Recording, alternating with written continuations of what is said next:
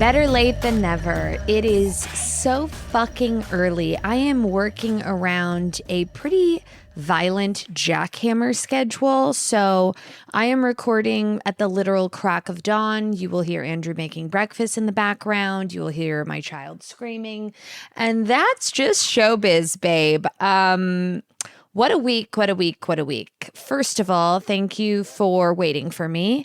I got home from Nashville on Saturday and have had subsequent jackhammers going off ever since. So needed a day to recalibrate. I've never been so exhausted from a trip, if I'm being totally honest. We were gone for 4 days. It felt like 4.5 months. Clyde had the very best time of his life. It was so hot. I mean, I think I lost like 14 pounds in water weight because I'm just so thin. And great news, everybody. I went to the doctor and she said to me, and I quote, "You're so tiny for 6 months." And I said, "I know, I'm withering away. And I hope everybody's worried about me, despite the fact that I've like really leaned into more blousy, billowy clothing because I have not bought one pregnancy. I'm not buying pregnancy clothes this go around. Okay. I'm just shoving my fat ass into anything and everything and just making it to winter. I don't have, I'm not allocating funds to gestational fashion. Like we're not doing that this go around. And I'm just kind of like embracing being like a big fat whore. And it feels pretty good. But to have the doctor tell me I look so tiny, I was like, stop. Oh my God, are we okay? Is everything okay? And I've been kind of like holding it over Andrew's head because I was like, oh my God, the doctor says I'm so tiny. And of course that just sends him into like a full tailspin. He's like, oh my God, are you getting enough nutrition? By the way, I've been eating like it's my full-time fucking job. I've gone to Taco Bell 3 times in the past week for a snack.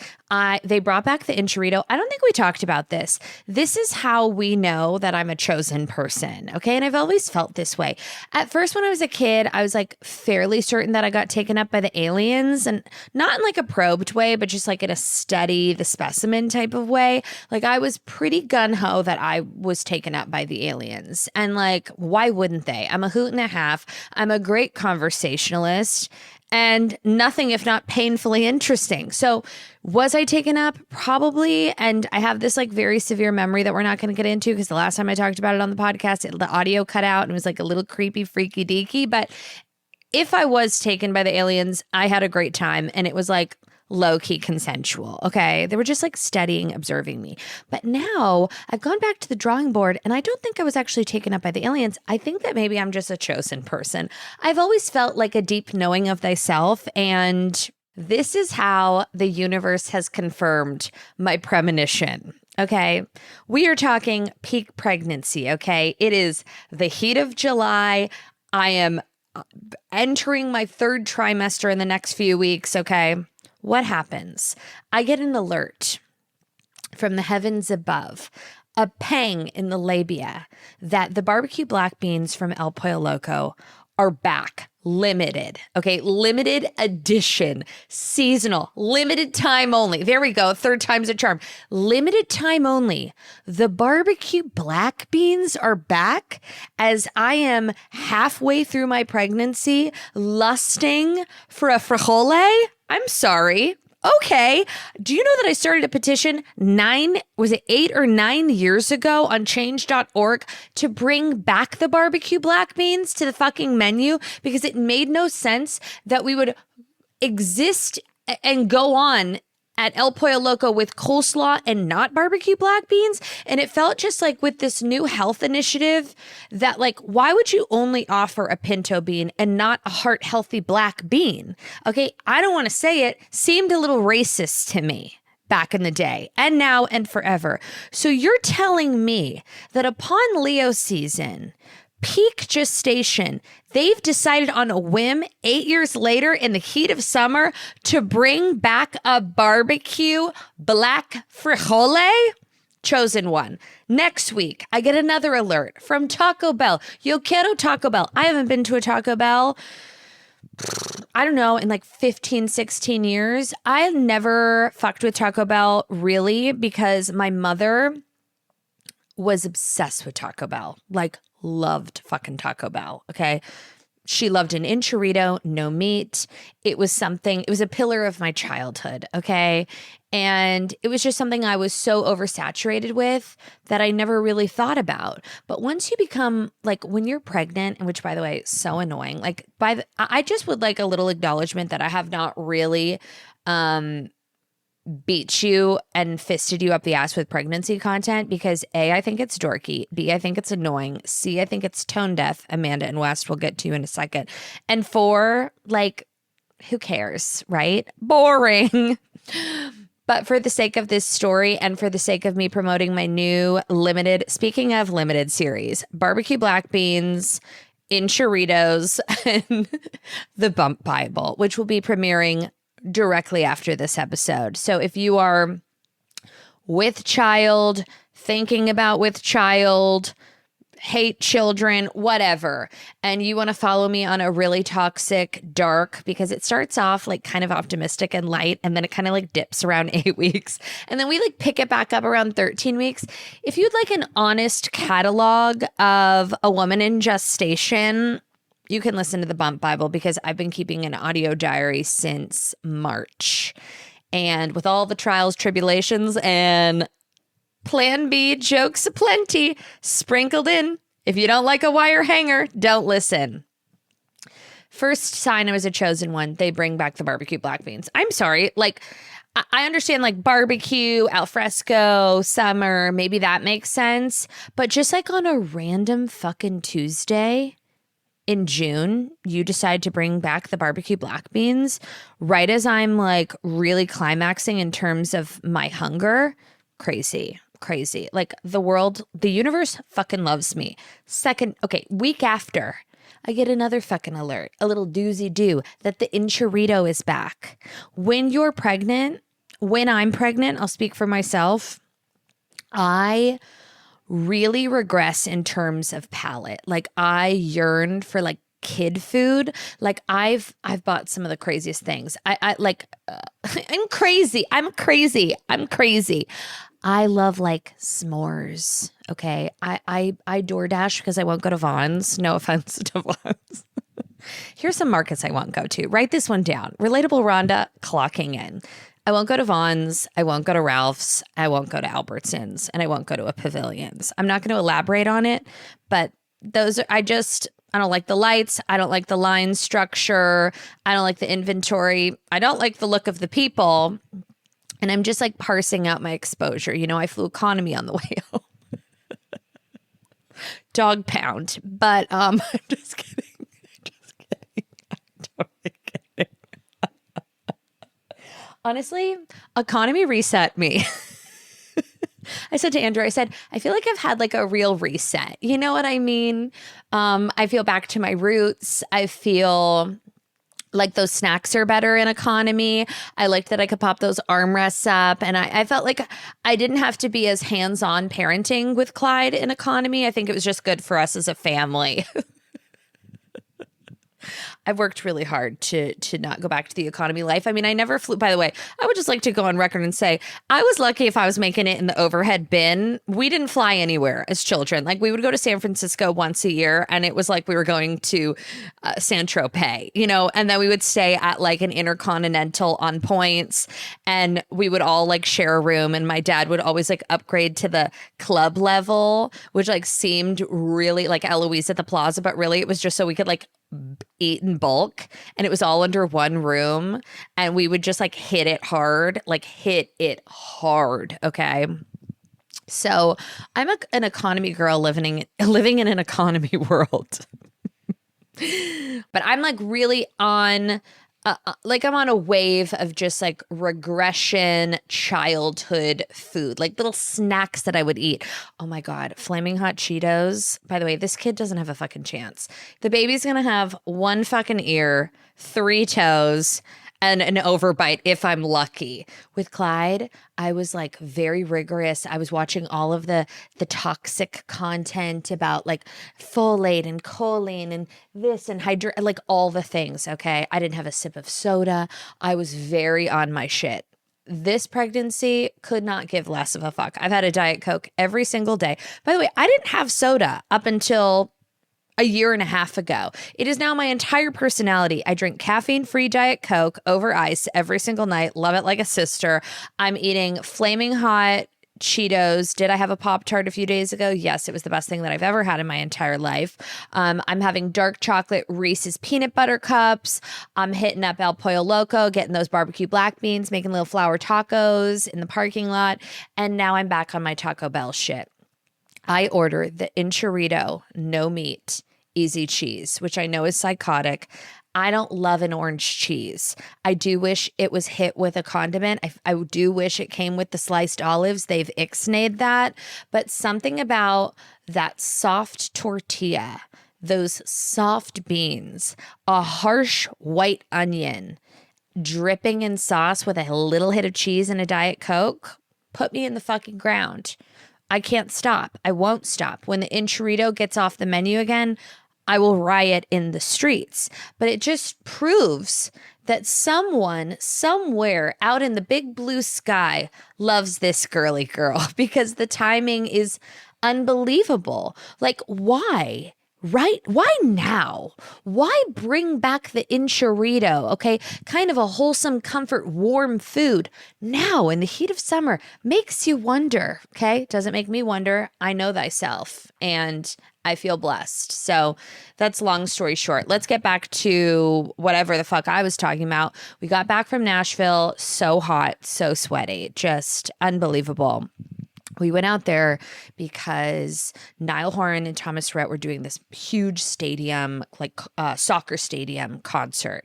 And Clyde is a star fucker. And, you know, because I am a wonderful person, I try to validate Andrew's absence. So like when he has to go do an album and he's gone for a week, 10 days, or he's on a bus or he's writing or whatever, because I am a loving mama bear with a spirit and a single mom that works 2 jobs who loves her kids and never fucking stops. I always try to like make it something that is important, and I validate it and I legitimize the absence. So I'm always saying to Clyde, Daddy's gone. He always comes back, but he's making music. How cool is that? I mean, I'm literally so lovely. It's disgusting. I'm going to clip this. Can someone clip this and send this to Andrew? He does not deserve me. This man doesn't deserve me. He doesn't deserve me. He doesn't deserve me. I'm carrying his child. I'm picking tiles. I'm schlepping materials. I'm making gorgeous meals every night. Do you know what I did yesterday? Clyde's birthday is next week. I went to Home Goods. I got 4 different banners that say happy birthday. Then I got streamers, okay, that I'm going to hang in the doorways. Like, I'm talk about dork 2000, this bitch. Dork 2000, okay? I won't publicize it. It's not my whole personality, but I want you to know that, like, there are streamers going up. We're going to the fucking Santa Barbara Zoo, and then we're going to go to the Rosewood and have overpriced tacos and show Clyde the train, and then I'm going to go to a teppanyaki dinner because I am just like a selfless beacon of maternal instincts.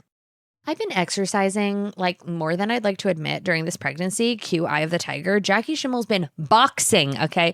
But then when life gets busy, workouts tend to be the first thing to go. If I have to pick between working out and tootling, you know, tootling wins, okay? With Tonal, you can make sure you're checking workout off your to-do list with their smart and compact strength training system right in your home 24/7. Tonal provides the convenience of a full gym and the guidance of a personal trainer anytime at home with one sleek system. If there's one thing I love, it's staying home. Designed to reduce your mental load, Tonal is the ultimate strength training system. It helps you focus less on workout planning and more on getting results.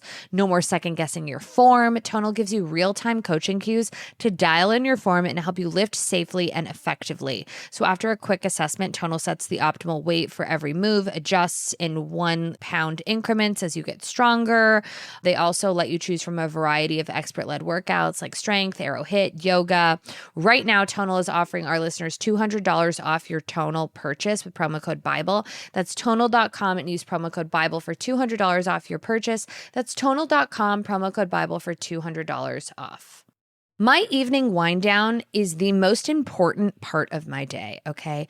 I sit on the couch, I eat some caviar and chips, I put on my vintage Roni, I ring my little martini bell for Andrew to bring me Peak's newest creation, the Vesper. The Vesper is a non-alcoholic adaptogenic aperitif designed to help you relax, feel subtly buzzy and socially open without compromising how you feel the next day. Here's the truth.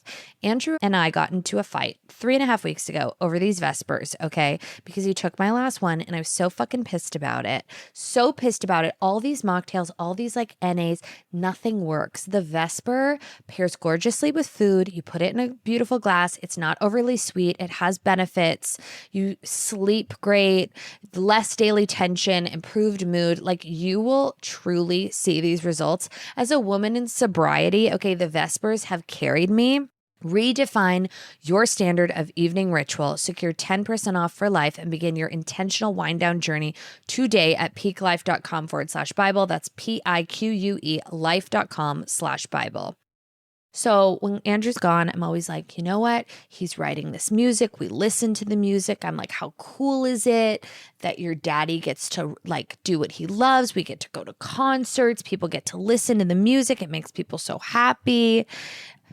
Blah, blah, fucking blah. Okay. Right.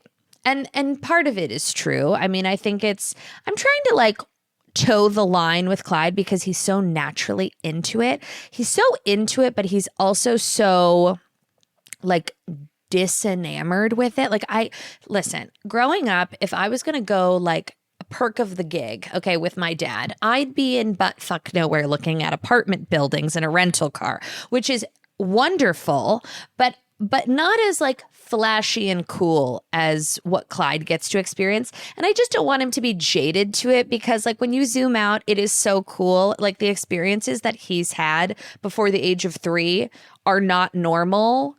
And I want him to understand like how cool and lucky it is that he gets to go like do all of this fun shit. You know, I don't want the luster to be lost on him because I see people like that. In particular, like I feel like there's like a sub branch of humans that you see in LA that are kind of these like private school trust fundy entertainment. And I don't consider Clyde to be this at all. Like that's not even in the vortex, but like they have like, you know, they've been everywhere. They've seen everything. They've gone to the hotels. They've seen the sights. They've felt the lights. And then they're just jaded the rest of their life. And they're so deeply like uninteresting as humans because they've just like had access to too much. So I'm like very well aware of that because I hate those fucking people. So I really try to toe the line. But like if 2 of our friends that are artists that Andrew works with are playing a soccer stadium, we're going to fucking roll through. And Clyde could not have been more excited. He has been talking about this for months and months and months, okay? He is obsessed with all the songs. We watch the music videos. He knows that, you know, daddy wrote those songs, like, and it's just very exciting and very cool to him. And he lives for the lights. So we go out there.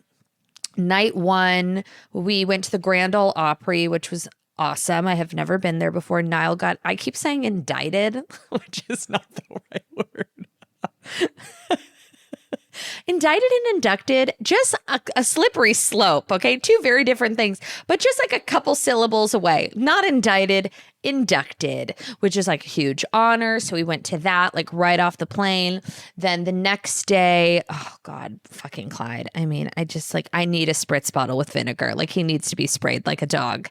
He gets a captive audience and this kid, something like a demon takes over his body. So, our friend and artist Thomas Rhett got a star on the Broadway, like the Walk of Fame in Nashville, okay? His manager is my best friend. We went to go see him get his star, whatever. There's like all these fans and there's a ceremony. So I thought, this is great. I'll take Clyde. He'll sit through the ceremony. He'll see Thomas Rhett get his star. Like, what a cool, you know, what else am I going to fucking do with him? Go to a museum? No. Go to a playground and get swamp ass? I don't think so. Like, everyone's like, there's this amazing indoor water park. I said, I've already had pink eye once, okay? I'm not getting it again. In what fucking world? Listen, I know that I'm fluctuating, but Shamu's not going to the indoor water park. Thank you so much. I'd rather by the parasites going around. We're not doing that. I'm not trying to get some type of a disease. Although the what is it called? Silosporus? Is that a word? That sounds like a venereal disease. Siloplasma? I don't know. I'm not looking into it because it's all I've been getting fed on the interwebs, and I barely even want to say it correctly. There's like some parasite that's sweeping the United States, particularly Michigan, kind of like East Coast, Kentucky, but fuck nowhere places, and places that are far, East Coasty, Midwesty, don't know. Midwesty. When I hear the word West, I think about Wes Wilson, and then I think about Amanda Petula, and then I think about her bun, and then I think about my bun, because I've been wearing the Amanda Petula fuck-ass bun for about 1.5 years now because I don't have my extensions in, and the ends of my hair are so brittle and broken that I'm afraid to tuck them into an elastic, so I let them free ball out of the bun just to like get a little wind in them and like not sustain the breakage. And I just want to say, like, that's why I'm doing it.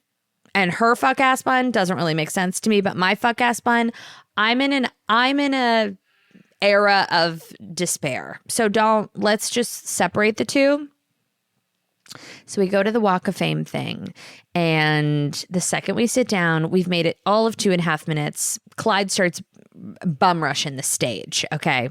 He sees the stage. He sees the access point. He sees like the gilded guitars. He sees an award. He sees a podium, and he sees a microphone, and he sees a guitar, and we're fucked. Okay. So he immediately starts running to the stage. Okay. It's 107 degrees out. I'm like, Clyde, get back here. And it's a very intimate ceremony. There's like a barricade. There's a bunch of fans. There's a bunch of media outlets, but in the actual tent where he's accepting his award, there's all of 20 fucking people, one of them being Al-Qaeda, my son, who is ready to take Thomas Rhett out at the knees and grab that fucking microphone and hijack the ceremony. So I'm like, fuck, okay. So I go and grab him. I try to remove him from the situation. They have all these golf carts at the back of the ceremony where they had shuttled people in for the event, okay? So my dad was there. I'm like, Neil, take one for the fucking team. Yes, Clyde? He just said, hey, Jackie. I like it when you're cordial. The name is Jacqueline or Mrs. Schimmel. Thank you so much. Too fucking comfortable. So we try to distract him. I'm like, Dad, go take him like away. Okay. So my dad puts him on a golf cart, a parked golf cart, and they're like pretending to play as Thomas Rhett is tearfully accepting his speech, okay? Saying these like beautiful words to his family, to the people he works with, you know, what an honor. And everyone is having like these, it's a beautifully emotional kind of benchmark of success. All of a sudden I hear, Clyde is now taken to the horn, and in the middle of this beautiful speech is honking the horn. Okay, so then I look back at my dad. I'm like, what the fuck are you doing? Get him out of here. Get him the fuck out of here. So then my dad resorts to the only thing he knows how to do, which is run the child. Okay. So now in the 107 degree, like humidity, my dad has Clyde just like running drills. I'm trying to like focus and be present and be like mindful and be like, oh my God, this is so amazing. And like be there for my friend and my bit, whatever. And Clyde's just running back and forth the crowd, like flashing his tits, shaking his shit. Now he's doing some light crowd work. And I'm so embarrassed because all the other children that are there, all of Thomas Rhett's children are sitting perfectly in front of me with little bows in their hair, just like with hands clasped, listening attentively, while my son is flashing droves of people behind a barricade. So I'm like, okay, we got to we need an exit strategy. I need to get the fuck out of here quick because he's about to turn this place upside down. And once he exhausts this captive audience, he's going to move on to the next thing. And I don't want to be there to see what that is. Actually, I do. So then he bum rushes the stage again. There's like this big, like oversized guitar statue. He starts trying to push it over. Okay, now we have him in a headlock, basically. Finally, the ceremony ends. You can't make this shit up. They're unveiling his star. Okay, they're like lifting the plastic protection. They're lifting the red carpet up. The local media outlets are taking pictures. He's doing interviews.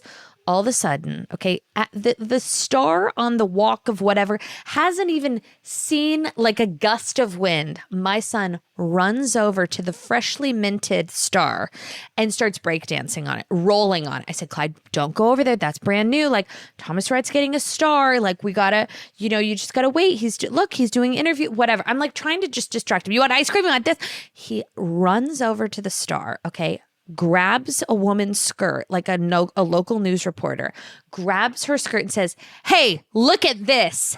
And then gets on his hands and knees like a feral bitch, okay, and starts rolling all over TR's star. Hands, you want to talk about little fingerprints, little feet, little hands, rolling all over this shit, okay, just with his body sweat and probably fecal matter and just tarnishing this beautiful new like granite memorabilia. And I grabbed that fucker and I said, it's a wrap, bro.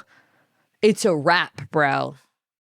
So for the grand finale of our Nashville trip, we have been talking about taking Clyde to the concert, the Thomas Rhett Nile Horn concert for fucking months, okay?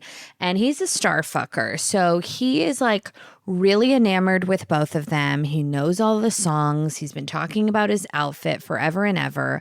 We get him there. He is so ready to rumble, okay? We take him backstage, which we like took the service elevator down and they just had like all of these crates of clothes and he goes, wow, the concert is at Costco. And I looked around, I'm like, bitch, I've never even been to Costco with you, but like my dad takes him to Costco once in a while. And I was like, yes, they're playing at Costco. This fucker is on a permanent security watch list at this point because he has now taken off, okay, at a very high speed, is breaking into everybody's dressing room, breaks into the like production crew room, starts like showing his tits. He runs into Thomas Rhett's dressing room. He's like, Thomas Rhett, play t-shirt. And then he like runs into Niall's room, who's like trying to get in the shower. And he's like, hey, Niall, play dinner party. He's screaming. He's like barking orders at like song requests. He thinks this whole thing is for him because we're like, for your birthday, we're going to take you to the concert for your birthday, for your birthday. So he thinks that this whole operation is for him at this point, which we have to definitely like in the future years of his life, we got to just counteract that because the entitlement is so fucking real. He sat there with those little headphones, okay, eating, salami and assorted E. coli meats for the entirety of the concert. He was so happy and he like could not believe it. It was like one of the best moments of my life. I wasn't even watching the concert. I was just so laser focused on him. And also, listen, Andrew writes music for a bunch of fucking people, okay? But like, specifically, this concert was so exciting because they are friends. We love them. To watch them do something that was so cool and play songs that Andrew wrote that now my son is watching got a little hormony, okay? Got a little hormony, not gonna lie. I was like, this is amazing. Like, what is this life? Cue Ella Langley. In case you forgot, I'm currently ugly, fat, and poor, but since we're full steam ahead on building my dream backyard, I've had to take a hard look at my finances. I've cut down on tweaking, I'm flying premium economy, and most importantly, I downloaded Rocket Money. Rocket Money has been an absolute game changer in helping me manage my finances and finally get rid of the pool dolphins. It's helped me set budgets, which I need desperately, and it gives me personalized insights and regular reports, so not a single penny goes to waste. Plus, they give you real-time alerts for large transactions, upcoming bills, refunds, and low balances. Another tool that is so helpful is that they track all of your subscriptions and help you get rid of the unwanted ones. I found out that I was somehow paying for the same streaming service for me, Gloria, and like 7 other people. But with Rocket Money, I was able to cancel one with just a few tappity taps, okay? Rocket Money is a personal finance app that helps find and cancel unwanted subscriptions, monitors your spending, and helps lower your bills so you can grow your savings. Let Rocket Money help you reach your financial goals faster. Join at rocketmoney.com/Bible. That's rocketmoney.com/Bible. rocketmoney.com/Bible. I rarely hit the town for gals night, but the second this pregnancy is over, I will be slugging teenies and talking shit into the late hours of the night. And by late hours, I mean like 9:30 p.m. Even though it'll be months until I'm able to touch an ice cold martini, for those of you partaking, lucky, take this tip from Aunt Jackie. Drink Z-Biotics pre-alcohol. Z-Biotics pre-alcohol probiotic drink is the world's first genetically engineered probiotic. It was invented by PhD scientists to tackle rough mornings after drinking. Here's how it works. When you drink, alcohol gets converted into a toxic byproduct in the gut. It's a buildup of this byproduct, not dehydration, that's to blame for rough days after drinking. Pre-alcohol produces an enzyme to break this byproduct down. Just remember to make pre-alcohol your first drink of the night. Drink responsibly, and you're going to feel your best tomorrow, okay? We took this to Nashville. Andrew took it every day and was like fresh as a daisy because I'm like, wake up, highs up. July is packed with barbecues, fireworks, lake weekends, late nights with friends. Keep the good times rolling into the next day. Drink pre-alcohol before you go out and wake up ready for whatever Sunday brings. Remember to head to zbiotics.com/bitchbible and use the code bitchbible at checkout for 15% off. Wait, now let's just lighten the mood here for a second. I like to talk shit. First of all, a couple things. My birthday episode, Spectacular, the hate list of 2026 is coming along gorgeously, flowing out of me like hot lava diarrhea. I am intrigued by this parasite because, first of all, it's discouraging like produce and vegetables, which I'm going to Taco Bell after this. No salads, no berries. Hasn't really hit California. Did we already talk about this? It's been like 14 minutes and I can't fucking remember. I'm not scared of diarrhea. I'm scared. Clip this. I'm not scared of diarrhea. I'm scared of throwing up. So if something's just coming at me in the back end, it might be nice. It might spice up my digestive kind of routine because I'm so deeply constipated. It's like Groundhog Day. This is TMI. It's like Groundhog's Day every day, but the beaver never exits the hole. It's just not happening for me. It doesn't matter. So like a touch of Xylopleurosaurus, don't know what it's called, might be nice for my system. I still feel like if I ingested like a parasitic bagged lettuce, my body would be like, try again later. Like it's not happening for me. It's just not happening for me. And it's really just such a shame. But people are getting so up in arms and they're saying there's 3,000 cases nationwide. I'm not a mathematician, but that doesn't feel crazy. Like, can we crunch the numbers on just food poisoning in general? Because I feel like those numbers are going to be really high. And we've really villainized this kind of midsummer cleanse. You know what I mean? Like shitting your brains out for 3 months sounds on brand for us as a country, okay? It's Ozempic gate. Now we're just getting something a little more natural. Like if I was in a different situation, I'd be hoofing bagged lettuce. I'd fly to Michigan and I would get as much bagged lettuce as I could get my grubby little hands on, and I'd start shoving it in every orifice, praying for a parasite. You should be so lucky for a midsummer parasite, especially one that's just diarrhea. Like, and you're not throwing up, like put a diaper on and fucking roll through. Grow up. Who fucking cares? Everyone's so worried. I'm not worried. And I did read that if you are pregnant and you do get the parasite, it doesn't cross over the placenta, which is like begs a lot of other questions, like with sushi and listen. Don't DM me, by the way, because I literally don't fucking care. Do not fucking DM me. And if you've seen me out at local sushi restaurants, or one in Nashville in particular, having a 22-course omakase dinner, no, you didn't. Couldn't be me. It wasn't me. It wasn't I. It wasn't I. Because I don't do things like that. I just go to Taco Bell and eat my meatless enchirito and think about my dead mom. What was I saying? What was the original thing I wanted to talk about? I have one note for this week. Oh, Amanda and West rage baiting pregnancy TikTok. Okay. So yesterday, Wes Wilson, potato face of the century, posts this video of Amanda Batula. They're at a supermarket, a grocery store, a Bocadero. What is it called? The Bagada. What is it called? What is it called? The bodega. We're back, okay? At the bodega. And she reaches in and she grabs 2 jars of pickles and 2 tubs of ice cream. Now, this is their tongue-in-cheek way. I posted this on the internet and I was like, what the fucking fuck? And they're like, they're addressing pregnancy rumors. Do you think I'm fucking stupid? I know that. I'm still asking what the fucking fuck. In any context, this is stupid, okay? Whether they're being like, you know, cheeky, addressing pregnancy rumors, giving the people what they want, a little wink, wink. If they're pregnant, this is dumb. If they're not, by the way, I can't believe I just said they're pregnant. If she's pregnant, it's not a group activity. It's a solo mission, okay? When Andrew feels like he has a hand coming out of his vagina, then we'll fucking talk because my pelvic floor is busted and I do feel like a foot could fall out any fucking second. Like, I'm afraid if I pee too hard, something's gonna slip. You know what I mean?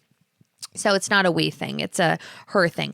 If she was pregnant, this would be stupid. If they're not pregnant, this is still fucking stupid. Not to be one of those like podium posters who's like, this is insensitive to women with infertility. Because it's not that it's that, but it could be that. And if you are on wafer thin ice in the court of public opinion and you're no longer on a reality show and you're focusing on your relationship and yourself and your mental health, why do it? Why fend the fires? I know that's not the saying. I don't know what it is. But like, why prod and poke? Prod. What is, I don't fucking care. Just say nothing and keep it fucking moving. It's so, you know what it is? It's just so stupid. These two, not a shot in hell, okay? Do I think they're pregnant? Of course not. Of course not.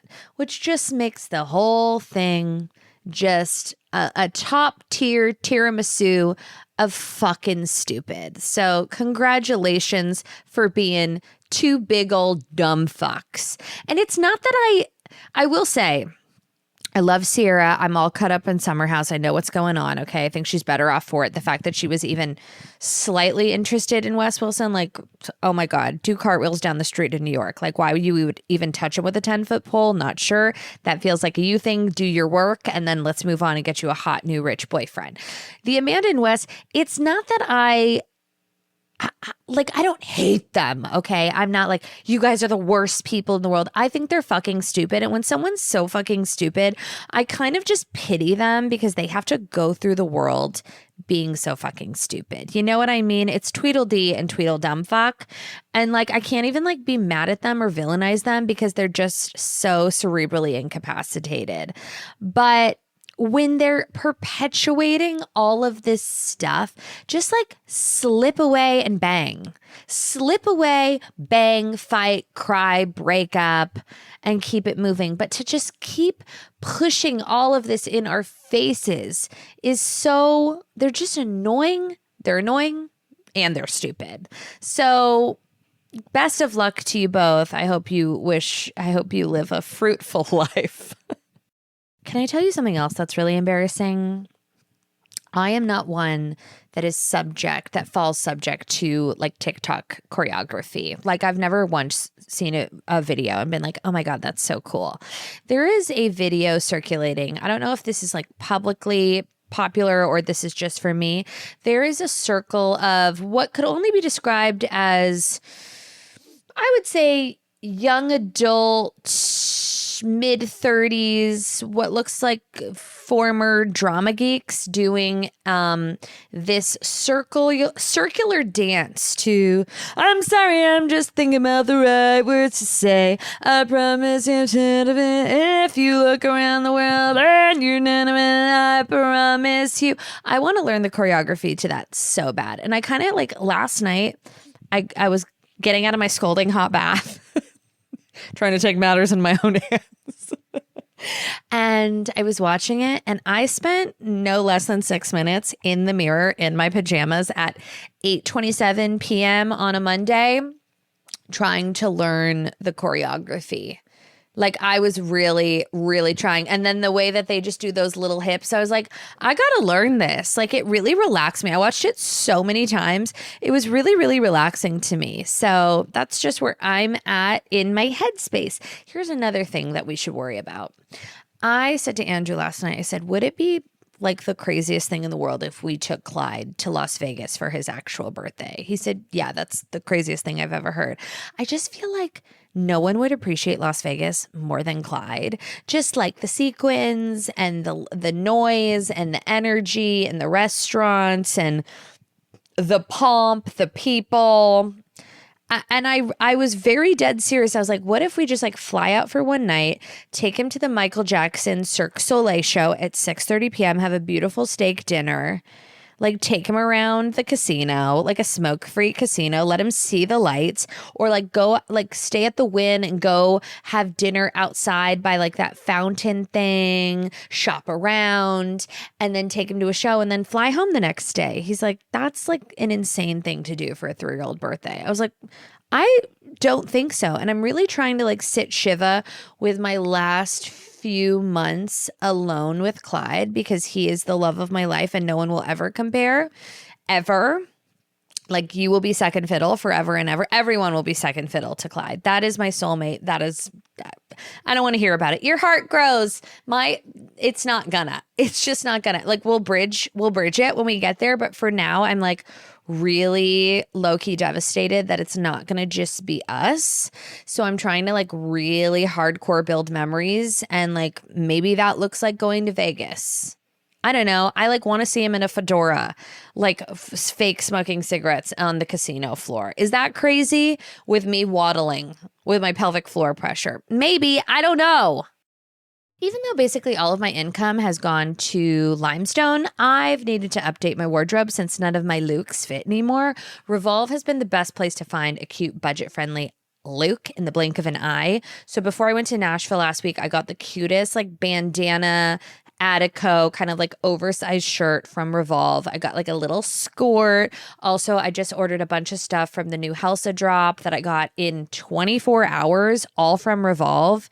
And like swimsuits, workout clothes. I bought a bunch of bump suits. Like Revolve is just it. Okay, you get it the next day if you live in LA. Like the shipping is lightning fast. The returns are so easy. They have everything. They have these curated lists. So like if you're like a listless shopper and you don't know where to start, like they have really great edits that just put it together so easily for you. It's the best. Whether it's a big night out, a wedding, a trip, or you just need something last minute that actually works, Revolve always has it. Go to revolve.com/bitch to shop our faves. Use code bitch at checkout for 15% off your first order. Fast shipping, easy returns. It just makes everything easier. That's revolve.com/bitch. You can shop our faves and get 15% off your first order. Offer ends June 30th, so do not miss out. Queen Carvania stood haloed by the morning sun. An army hung on her every word. My champions, I have sold my chariot on Carvana. 'Twas a lovely SUV, an inexplicably queenly offer. They're even coming to the castle to collect it. Tonight, we feast! An offer you can feast on. Sell your car today on Carvana. Pickup fees may apply.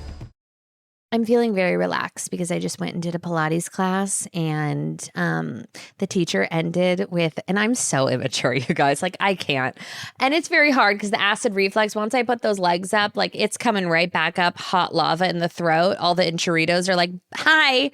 And we ended the class with a mantra, or what does she call it? Not a devotional. What do they call it? Oh, today's affirmation. And she goes, what was it? Remember to forgive yourself for all of your mistakes. We are not perfect people, and you know, everybody makes mistakes. Basically, like it's like a very just like, and I was like, no. First of all, don't need to be forgiven for any of my mistakes. Like we are not perfect people. Remember to forgive yourself. And I was like, done and done. Like I say terrible things. Like sometimes words have whatever. And I was like, I was laughing so hard. I don't know why. It just like hit me sideways. Like sometimes I find, you know, solace in the affirmations, like hardly ever, but I love it when it's like, be who you are. And I'm like, okay.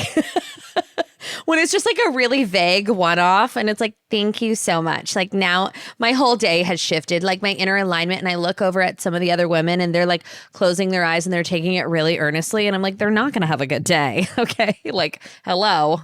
They're not having a good day. And something about like the forced kind of seriousness and optimism makes me like so uncomfortable, and I get the biggest smile and I like try to participate because I don't want to be like the Pilates class jester, like the dumb fat whore who's like so annoying. So I try to like lean in and be present and like a participant basically. But once in a while I get hit with one of those affirmations. I don't need an affirmation like ever. The self-affirmations are constant. So like I don't need someone to read me an affirmation, but when I do get one that's just like so benign and non-impactful, it really gives me a gay old chuckle, especially just looking around and seeing the women like hardcore nod like, yeah, I'm gonna go kill the day at Trader Joe's. I'm like, you're not. Like this means nothing. Forgive yourself. Okay. For what? I'm perfect. I don't know, for saying faggot 18 times in an episode 9 months ago. Forgiven. Okay? No notes. No apologies.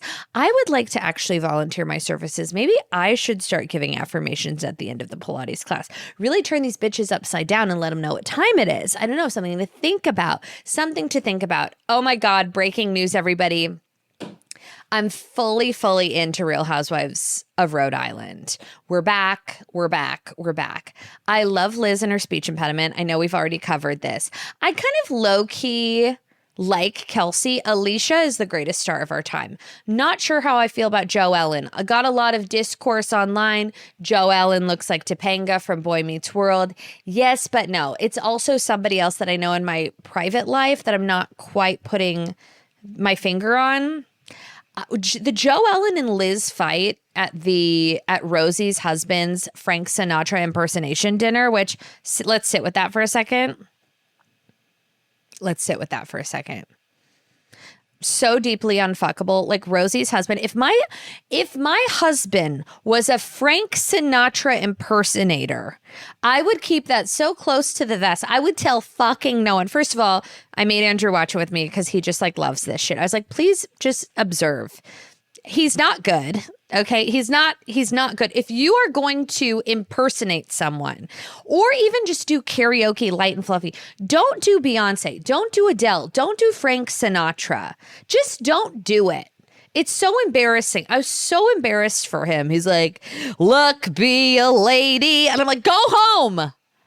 Go home. What are you doing? Go home. Spread your legs. Look for a penis. Fondle it a little bit, crack a beer, and shut the fuck up. No, look, be a lady. Like, what? No. Luck be a lady. Luck be a dead lady. Hit me with a car. I can't watch this anymore. Oh my God. It was so painful.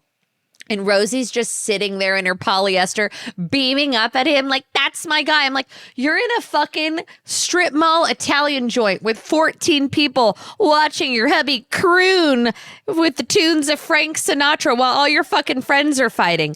That Liz Joe Ellen fight, Liz lost me a little bit there because I'm pretty loyal to Liz, but like she was acting crazy. You know what I mean? And I don't say that lightly. Like she was acting very, very unhinged. And I was so surprised that Joe Ellen kept it together. Like, is she kind of playing both sides? Of course she is. Welcome to the Real fucking Housewives. Like, how does that unravel you so much? Like, welcome to estrogen. Welcome to being a woman. Like, it is what it is. That shit fucking happens. Oh my God. The first time someone's ever like played both sides.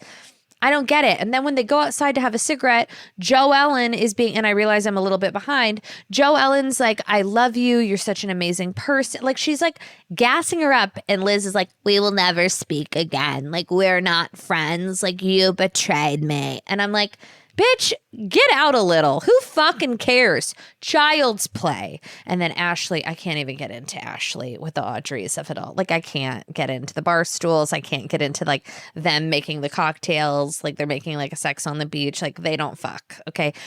Was she a virgin? Was she the Bachelor? She was on The Bachelor. She was a virgin. She cried a lot.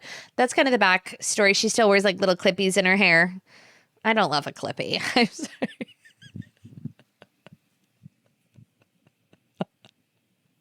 And I know you know how I know that I've been podcasting too long? I know already, whether I've said this in my real life or on this microphone, Something about a bitch with a little clippy, I can't do. Little clippies. Like when you open your drawer and you see a girl that has a little bin with a little clippies. She loves little clippies. The little clippies I can't fucking deal with. Like Ashley, I don't hate her. She's fine, but like the Audreys and like the trivia night and like all of their like little shitty cocktails, and this, it's his big dream. It's her husband's big dream to have a coffee shop. Why? What?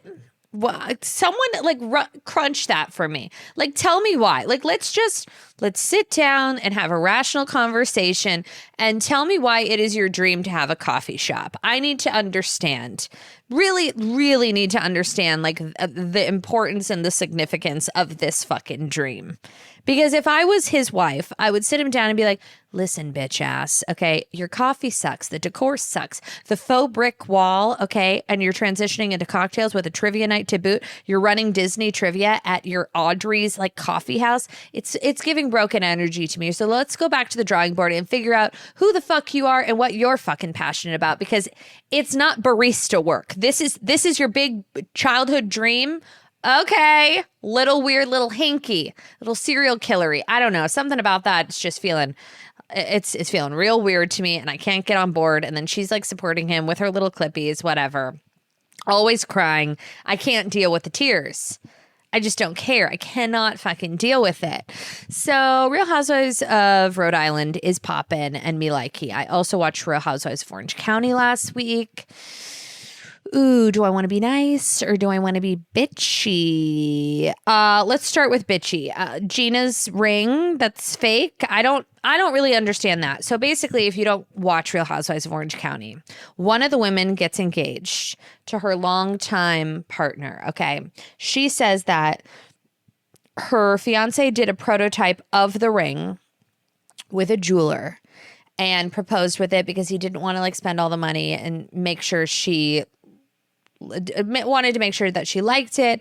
But then it's been like months and months and months, or like a year or so, and then she says, so basically the ring is fake as fuck. I don't like that. I don't like the context of it. I don't like the pretense of it. Like, get her a band or get her a setting and be like, let's go pick out a diamond or something. But like, to propose with a cubic zirconia ring, me no likey. And then I guess there was some conversation online because Heather Dubrow said something about a lab diamond. Let me be so clear. If you see, it's really sullied the waters, but the diamonds have gotten so big. Everyone is walking around with like a 14 karat diamond. And it's probably because a lot of people are wearing lab diamonds. Now, I'm not totally anti-lab diamond. For me personally, it is not for me. If I wanted like, I don't know, some not costume jewelry, but if I wanted like a bracelet that wasn't like an heirloom piece, like maybe like a funky bracelet or like a funky earring or something, like maybe I would pivot to a lab diamond situation. I'm not like totally opposed. I know where the future's going. I know it's a thing. I know it's sustainable. But as far as a engagement ring, for me personally, I would rather have a smaller something that felt reasonable than a like Sheena Shea. What does she walk around with? Like a Moissanite 12 karat ring. It's more about the projection. It's like the disillusion of like flexy, wealthy. I don't like it. And even worse than that, to be proposed to with a fake ring and not immediately go to the jeweler and then fucking switch it, me no likey. I'm so happy to have Vicki Gunvalson back. I mean, she's just such a star. I'm excited to see her blossom on screen. Shannon Bedore, no notes. I thought the conversation between Heather and Vicki was really interesting about her inheriting money. Like, on one hand, like, I can understand where Vicky's coming from. Like, doctors don't live in $50 million homes. But, you know, if you make a little money and then you invest it right, and then she's flipped so many homes and properties, and they have product lines and they have books, like, he's not just a doctor. But that whole conversation of like them inheriting money from the brother, it was awkward. And then the Adam Sandler and the Hamptons, like, that was so weird to me. I was like, what the fuck is going on? But I love Heather Dubrow. Okay. I really, really do. Anytime I've spent with her, like in real life, she's just so lovely and shockingly fucking cool. And we don't talk about it enough. Tamra, I love me some Tamra, but like I need her to like get in the mix. You know what I mean? When the girls are fighting, like we need the Trace Amigas back in action. Nothing brings me more joy or settles the serotonin levels like that scene of Vicky, Shannon, and Tamra. I don't know, were they in Bora Bora or something? And it's like the season with Lizzie, who talk about a little clippy. Lizzie loves a little clippy. Okay, enough said.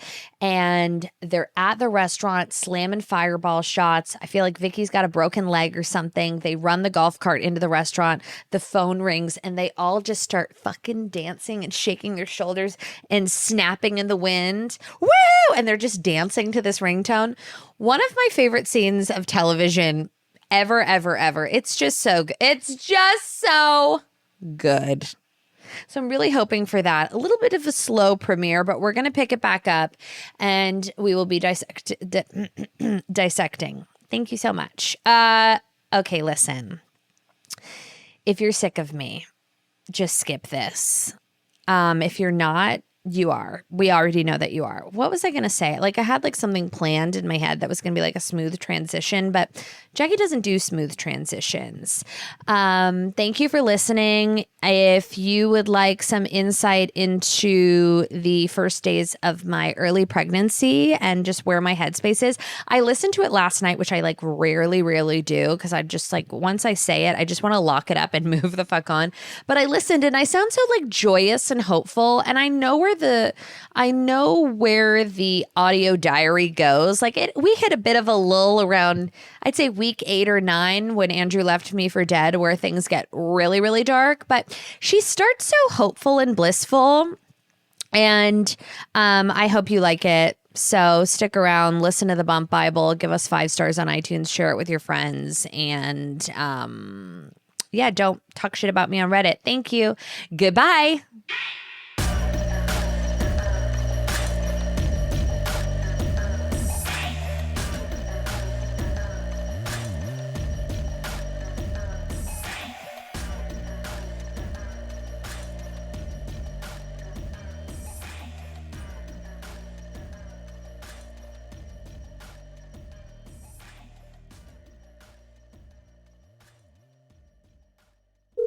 Hello, and welcome to Pluto Phone. If you know the name of the movie you would like to see, just stream it for free on Pluto TV, where all your blockbuster favorites are landing all summer long. Catch Anchorman, The Legend of Ron Burgundy. Fantastic. The Matrix Trilogy. Welcome to the real world. Mean Girls. Shut up. Titanic. I'm the king of the world. And so much more. For showtimes, press nothing. They're free 24/7. That is so fetch. On Pluto TV. Stream now, pay never.